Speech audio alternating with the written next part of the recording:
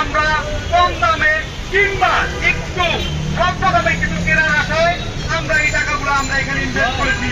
আজকে ভাই 1 লক্ষ টাকা যদি আপনি ব্যাংকে জামানত রাখতেন তো অন্তত পক্ষে আপনি এই 1 লক্ষ টাকায় 4 বছরে কিছু হইলেও ফেরত পাইতেন।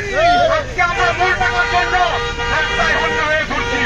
ভাই আপনাদেরকে বলবো, আসেন আমরা হাতে হাত মিলিয়ে আজকে আমরা ভোক্তা অধিকার অধিদপ্তরের সামনে যেভাবে সমবেত হয়েছি, যারা এই রাসেল সাহেবকে পৃষ্ঠপোষকতা দিয়েছে, যারা বিটিভি সমস্ত মিডিয়া সব জায়গায় ইবেলিকে পরিচয় করিয়ে দিয়েছে, আমাদের কাছে বিশ্বস্ততা হিসেবে সামনে দাঁড় করিয়েছে। আজকে টিপু সাহেব নাই, টিপু সাহেব বলেছেন আপনারা ইনভেস্ট করেন, ই কমার্স মানে ইভ্যালি।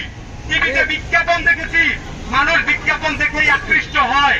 আমরা যে যেখান থেকে ছাত্ররা